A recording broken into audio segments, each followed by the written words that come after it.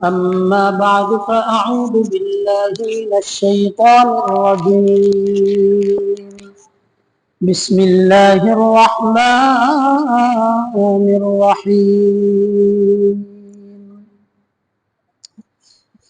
وما خلقت الجن والإنس إلا ليعبدون.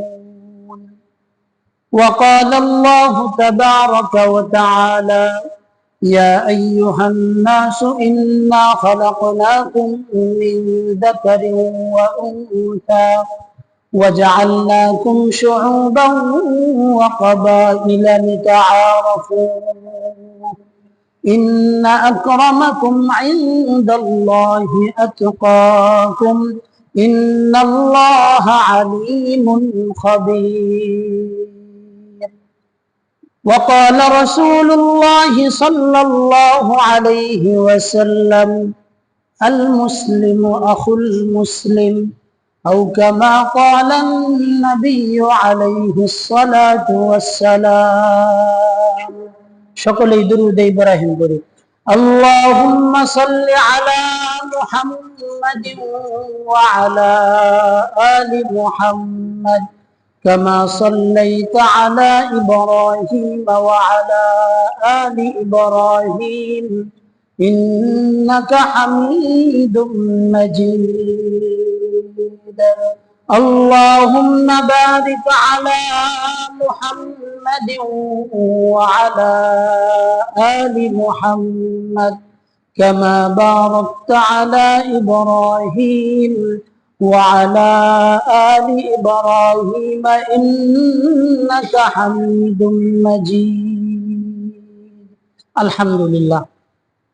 ঐতিহ্যবাহী আমতলী পূর্বপাড়া রাহমানিয়া জামে মসজিদে পবিত্র জুমার সালাতে উপস্থিত সম্মানিত মুসল্লিয়ানে কিরাম, আল্লাহ জাল্লা শানুহু ওয়া আম্মা নওয়ালুহুর আলিশান দরবারে শুকরগুজার হচ্ছি, যিনি আমাদেরকে অত্যন্ত দয়া মায়া করে ভালোবেসে রহমতি বরকতি জান্নাতের বাগান আল্লাহ তাআলার ঘর মসজিদে এসে জুমার সালাতের পূর্ব মুহূর্তে আমাদের সবাইকে একত্রিত হয়ে বসার তৌফিক দান করেছেন।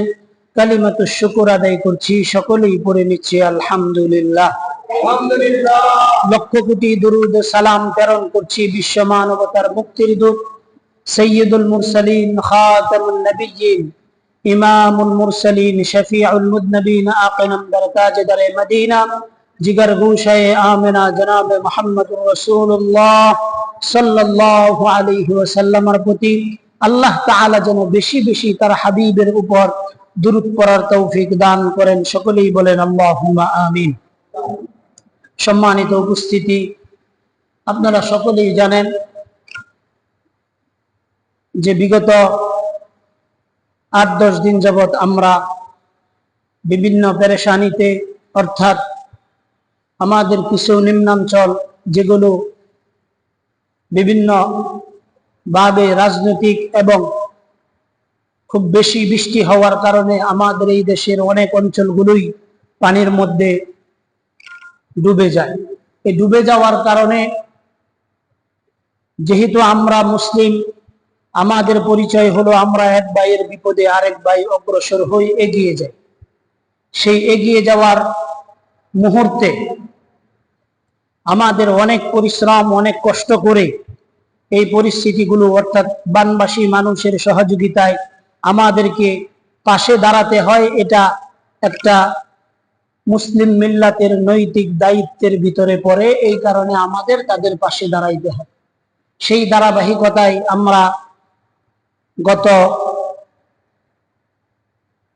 মঙ্গলবার দিন রাত্রে এখান থেকে আমরা বের হয়েছিলাম। আলহামদুলিল্লাহ, আমাদের কার্যক্রম খুব সুন্দরভাবে গুছালো ভাবেই আল্লাহ তাআলা আমাদেরকে শেষ করার তৌফিক দান করেছেন এবং আমাদের মাধ্যমে আল্লাহ তাআলা কিছু কাজ নিয়েছেন। এটা আল্লাহ তাআলার বহুত বড় মেহেরবানি।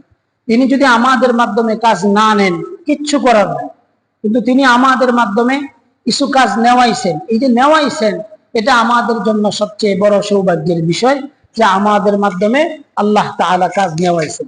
যাদেরকে আল্লাহ তাআলা পছন্দ করেন, ভালোবাসেন, একমাত্র তাদের মাধ্যমে এই কাজ নেন। আপনি ইচ্ছা করলেই ভালো কাজ করতে পারবেন না, আপনার টাকা থাকলেই আপনি ভালো কাজে ব্যয় করতে পারবেন না। আপনার টাকা থাকলেই আপনি অমুককে দিয়ে ফেলতে পারবেন, অমুককে সহযোগিতা করতে পারবেন, অসম্ভব। আল্লাহ তাআলা আপনাকে টাকা দিয়েছেন, যদি এটা ভালো কাজে ব্যয় করার সুযোগ তিনি না দেন, আপনি কেন, আপনার কারো পক্ষেই সম্ভব না এই কাজের মধ্যে অংশগ্রহণ করা। কথা ঠিক না বেঠিক? আল্লাহ তাআলা যাদেরকে তৌফিক দিয়েছেন তারাই দিয়েছেন, এবং মন খুলে প্রাণ করে তারা সহযোগিতা করছে। এমন মানুষ আছে যারা নিজেদের সর্বোচ্চটা বিলিয়ে দিয়ে, খানা নাই, পানি নাই, কোনো কিছু নাই, গোসল করার সুযোগ নাই, ওই মানুষগুলো আলহামদুলিল্লাহ এই পরিমাণ সহযোগিতার হাত তারা বাড়িয়ে দিয়েছেন, যেটা আপনি কল্পনাও করতে পারবেন না যে তারা কি কি করছে, তারা কি কি করছে। কিন্তু আল্লাহ তাআলা আমাদের মাধ্যমে যখন কাজ নেওয়ান, কাউকে দিয়ে যখন আল্লাহ তাআলা দ্বীনের কাজ নেন, তখন এখানে অহংকার করার কোনো সুযোগ নাই, বরঞ্চ আল্লাহ তাআলার কাছে এটা দোয়া করা, আয় আল্লাহ আপনি অনুগ্রহ করছেন, ভালো কাজে আমাকে শরীক হওয়ার তৌফিক দিয়েছেন। যদি আল্লাহ তাআলা আমাদেরকে ভালো কাজে শরীক হওয়ার তৌফিক না দিতেন, মুসলিম মাদের ঘরে, বাবাদের ঘরে যদি আমাদেরকে জন্ম না দিতেন, কি করতে পারতাম আমরা? আমরা কি কোনো আন্দোলন করেছিলাম, সংগ্রাম করেছিলাম যে আমাদেরকে মুসলিম মা বাবার ঘরে জন্ম দিতে হবে? এইরকম কোন আবদার কি আমরা দুনিয়াতে আসার আগে ছিল? কেন ছিল? কিন্তু আল্লাহ তাআলা পছন্দ করে, ভালোবেসে আমাদের মাধ্যমে এই কাজগুলো নেওয়া। এই জন্য বেশি বেশি করে আল্লাহ তাআলার কাছে সেজদায় অবনত হয়ে আল্লাহ তাআলার কাছে দোয়া করা যে আয় আল্লাহ, ভালো যত কাজ আছে এগুলো আমাদের মাধ্যমে নেন, বুরা যত কাজ আছে ওগুলো থেকে আমাদেরকে বাঁচিয়ে রাখেন। এই দোয়াটা সবসময় করা। আর যাদের এই তৌফিক নাই যে আমি সহযোগিতা করব কিভাবে বা আমি দিব কিভাবে, তাদের কাজ হলো যারা বিপদগ্রস্ত আছে, যারা বিপদগ্রস্তদের সহযোগিতায় অগ্রসর হচ্ছে, তাদের জন্য মন খুলে প্রাণ ভরে তাদের জন্য দোয়া করা। তাদের জন্য মন খুলে প্রাণ ভরে তাদের জন্য দোয়া করা। হাদিস শরীফে আসছে, রাসূলুল্লাহ সাল্লাল্লাহু আলাইহি ওয়াসাল্লাম বলেন, কোন ব্যক্তি যদি তার অপর ভাইয়ের জন্য দোয়া করে, তাহলে আল্লাহ তাআলার আসমানের ফেরেশতারা তার জন্য রহমতের দোয়া করে। একটু জোরে বলেন না সুবহানাল্লাহ। আমি যদি আমার অন্য ভাইয়ের বিপদ দেখে তার জন্য দোয়া করি, আর আমার জন্য দোয়া করার সুযোগটুকু যদি আমি না পাই, যে আমার এই রকম ব্যস্ততা, মানুষের খেদমত করতেছি, মানুষের পাশে দাঁড়াইতেছি, বানবাসী মানুষের সহযোগিতায় নিজেকে বিলিয়ে দিতেছি, তো এক্ষেত্রে আল্লাহ তাআলার আসমানের ফেরেশতারা আপনার জন্য রহমতের দোয়াগুলো করতে থাকে, রহমতের দোয়াগুলো করতে থাকে। এজন্য তাদের বিপদ আপদ মুসিবতে শরীক না হতে পারলেও তাদের জন্য মন খুলে দোয়া করা। পারবো তো ইনশাআল্লাহ? আল্লাহ তাআলা আমাদের সবাইকে বানবাসী মানুষের সহযোগিতায় নিজেদের সর্বোচ্চতা বিলিয়ে দিয়ে তাদের পাশে থাকার তৌফিক দান করুক। সবাই বলেন আমিন। সম্মানিত উপস্থিতি, আজকে আমরা ইনশাআল্লাহ আলোচনা করব মুসলিম মিল্লাতের ভ্রাতৃত্ব নিয়ে। মুসলিম মিল্লাতের ভ্রাতৃত্ব নিয়ে। আমাদের ভিতরে এই ভ্রাতৃত্বের বন্ধন যত সুদৃঢ় হবে, আমাদের ভিতরে ভ্রাতৃত্বের বন্ধন যত মজবুত হবে, ততই আমরা একে অন্যের ব্যথাগুলো বুঝার যোগ্যতা আসবে। কথা ঠিক না বেঠিক?